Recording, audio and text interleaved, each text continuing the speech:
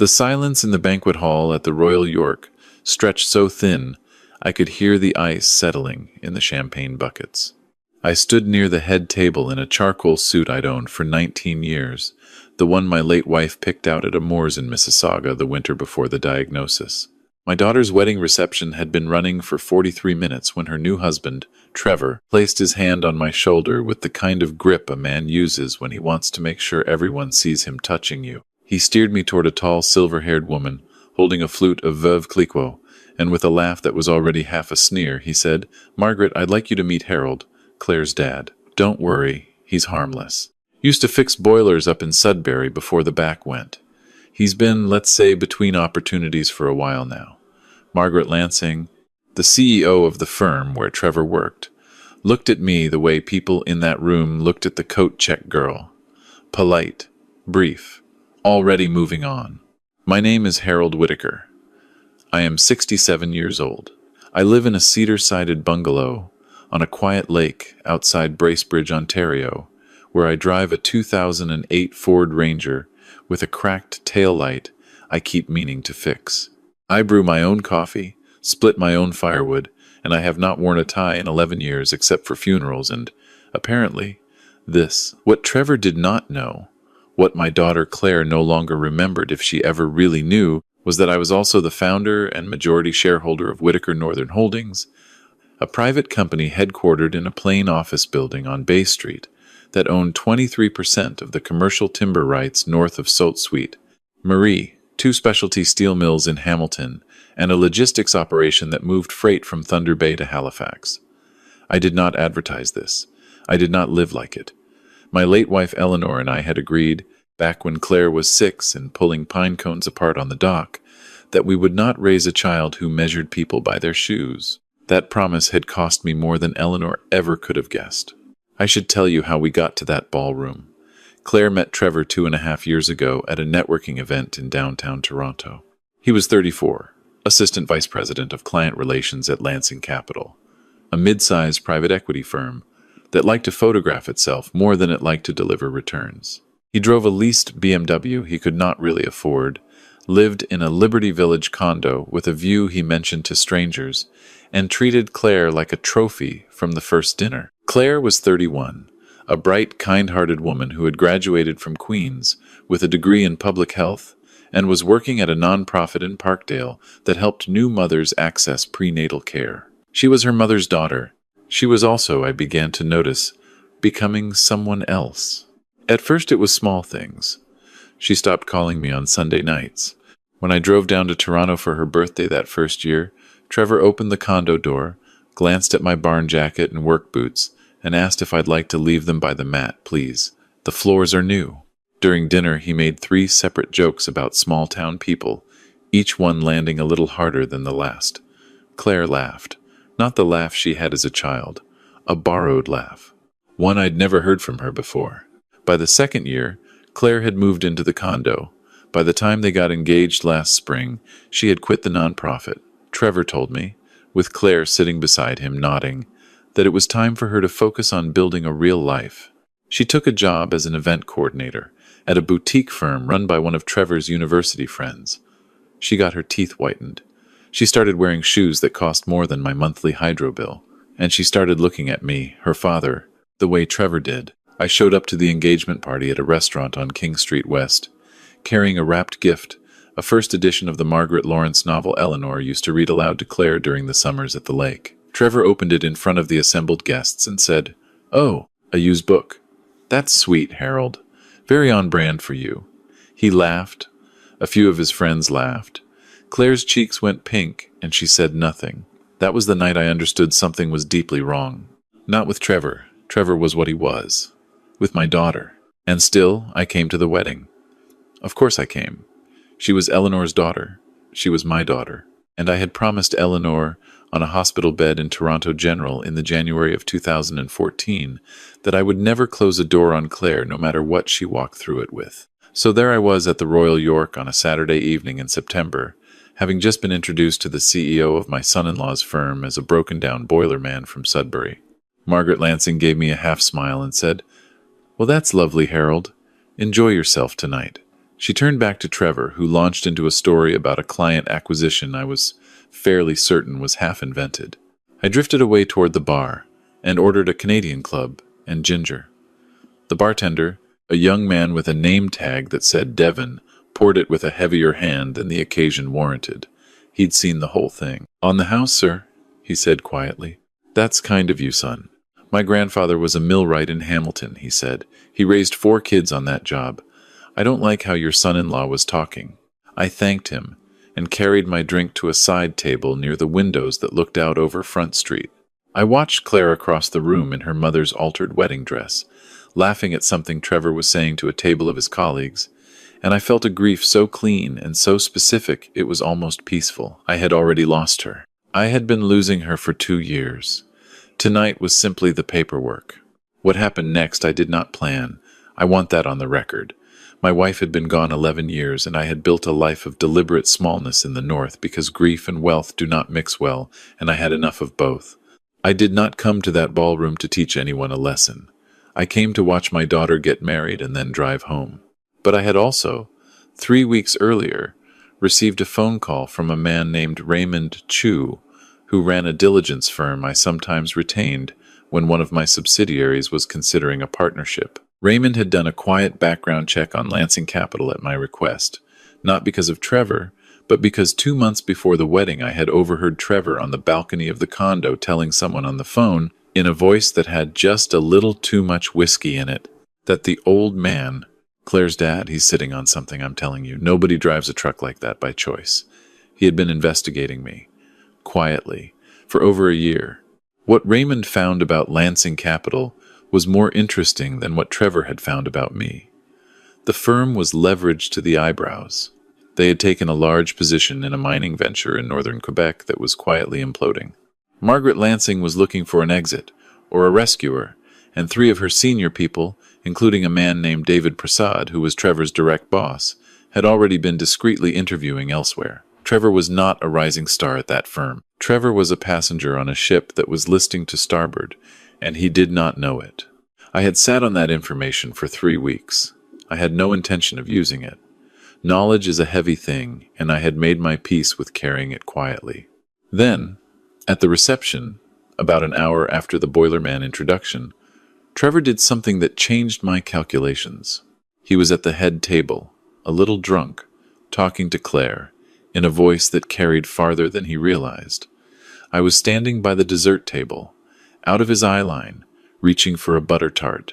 I heard him say, "Babe, listen, just sign the thing on Monday, okay? Your dad is 67, he's alone up there, he's going to have a stroke splitting wood one of these winters. We put the property in a family trust now. We save a fortune later. I've already got the paperwork from Derek." Claire said something I could not hear. Trevor's voice got a little harder. "Because if you don't do it, and something happens, the province takes half. Do you want that? After everything you went through with your mom? Just sign it. It's a formality." I set the butter tart down on a napkin. I walked out of the ballroom, past the coat check, through the marble lobby, and out onto Front Street. The September air was cool and smelled of exhaust and the lake. I stood on the sidewalk, and I called Raymond Chu. It was 9:40 on a Saturday night. He picked up on the second ring. "Harold." "Raymond. The file on Lansing. I want you to send it to Margaret Lansing's personal email by Monday morning, 7 a.m., before she gets to the office. I want her to read it with her coffee." There was a pause. "Harold, are you sure?" "Once that's out, it's out. I'm sure." "And the other matter? The son-in-law?" "Just the firm for now. I want to see what she does." I hung up. I went back inside. I sat at my assigned table, which Trevor had placed in the corner near the kitchen doors. I ate a piece of salmon that had gone cold. I watched my daughter dance with her new husband under the crystal chandeliers of the Royal York, and I drove home to Bracebridge that night in my Ranger, 4 hours up Highway 400 and then east on 11, arriving at the cabin a little after 3 in the morning. The lake was still. The stars over Muskoka were the stars Eleanor and I had looked at on our first camping trip in 1979. I stood on the dock in my suit pants and my wool coat, and I said, out loud, to no one, "I'm sorry, Elle. I tried." Monday morning, Margaret Lansing opened her email. By Tuesday afternoon, an emergency board meeting had been called at Lansing Capital. By Thursday, David Prasad, Trevor's boss, had been asked to resign, and in his exit conversation with Margaret, he had, in the interest of his severance, offered her a detailed accounting of every corner Trevor had cut in the last 18 months, including a pattern of inflated expense reports, a client relationship where Trevor had accepted what was functionally a kickback from a vendor, and a habit of forwarding confidential client documents to his personal Gmail. None of this had been in Raymond's file. It came out on its own, the way these things do when the lid comes off. Trevor was called into Margaret's office on Friday at 4 in the afternoon. I know it was 4 in the afternoon because Claire called me that night for the first time in 5 weeks, and she was crying so hard I could barely understand her. Dad, they fired him. They fired Trevor. They said he was being investigated for, I don't even understand what they said. Fraud? Dad, they're saying fraud. He's saying it's a setup. He's saying Margaret has it out for him. But Dad, I don't know what to think. I stood in my kitchen in Bracebridge holding the phone. The kettle was whistling. I turned the burner off. Claire. Honey. Where are you right now? The condo. He went out. He said he needed to drive. Dad, we just spent $70,000 on the wedding. I'm on the mortgage with him. I quit my job for this life. Dad, what do I do? I did not tell her what I knew. Not yet. I told her to lock the door. I told her to pour herself a glass of water and sit on the couch and breathe. I told her I would be at her condo in 4.5 hours. And then I got in the Ranger and I drove. I was in her kitchen by 9 p.m. She had not locked the door. Trevor had not come home. She was sitting on the leather couch he had picked out, still in her work clothes, her hair pulled back, and when I walked in, she stood up and crossed the room and put her head against my shoulder the way she had not done since she was 19, and she cried like she was 6 years old again. I held her. I did not say a word. I let her cry until she was finished. Then I sat her down at the kitchen island, and I made her a cup of tea, red rose, 3 bags, the way Eleanor used to make it when Claire was sick, and I told her the truth. Not all of it, but enough. I told her that Trevor had been looking into my finances for over a year. I told her what I had overheard at the reception about the family trust. I showed her, on my phone, the 3-week-old report from Raymond Chu about Lansing Capital, which I had not sent to her because it was not my business to send until it became my business. I told her that I had forwarded it to Margaret Lansing because I had heard my son-in-law planning to pressure her, my own daughter, into signing documents that would have quietly transferred control of my estate into a vehicle he could access. But Dad, she said, and her voice was very small, you don't have an estate. You have the cabin. You have the truck. I looked at her across the kitchen island, at my daughter, Eleanor's daughter, the girl who had pulled pine cones apart on our dock in the summer of 1993. Sweetheart, I said, sit down. There's something your mother and I decided a long time ago that it's time I told you. I did not tell her the full number. I did not need to. I told her about the company. I told her about the mills and the timber rights and the building on Bay Street. I told her that her mother and I had made a choice, 38 years ago, to live below our means and to raise her without the knowledge, because Eleanor had grown up in a wealthy family in Forest Hill and had watched her own siblings become people she did not like, and she had sworn she would not let that happen to her own child. I told her that the plan had always been, that the money would come to her when she was settled and grounded and whole, that it was all hers, that it had always been hers, that I had simply been its caretaker. Claire stared at me for a long time. Then she said, the book, the engagement party, the Margaret Lawrence, first edition. He called it a used book. Yes, Mom read me that book. She read me that book every summer. I know. She put her face in her hands and she was quiet for a long time. And when she looked up, she was no longer crying. Her eyes were dry, and there was something in them that I had not seen in 2 years. She looked like her mother. Dad, she said, what do I do? What do you want to do? I want him out. I want him out of this condo. I want him out of my life. I want my job back. I want my apartment in Parkdale back. I want, and her voice broke here, just for a second, I want to go up to the cabin for Thanksgiving like we used to. Okay, I said. Then that is what we will do. Trevor came home at 2 in the morning, smelling of gin. He saw me sitting at the kitchen island, and his face did something I will remember for the rest of my life. It was not fear, it was calculation. You could see him reshuffling his cards. Harold, he said, with a smile that did not reach anywhere. Late for a drive up from Sudbury, isn't it? I was never from Sudbury, I said. I was from Kirkland Lake, and I never fixed boilers, and my back is fine. He blinked. I stood up. I was not a large man, and I was not a threatening man, but I had negotiated the acquisition of 2 steel mills across a table from people far harder than Trevor, and I knew how to stand in a room. Trevor, I said, you are not going to contest a thing. You are going to sign the condo over to Claire on Monday. You are going to pack a single suitcase, and you are going to be out of this unit by Sunday night. You are not going to ask her for anything. You are not going to call her. You are not going to text her. If you do, the file Margaret Lansing received on Monday is going to be joined by a second file, and that file is going to Revenue Canada and to the Law Society, because one of your side arrangements involved a legal referral that is going to interest them. Do you understand me? He opened his mouth. Do you understand me, Trevor? He closed his mouth. He nodded.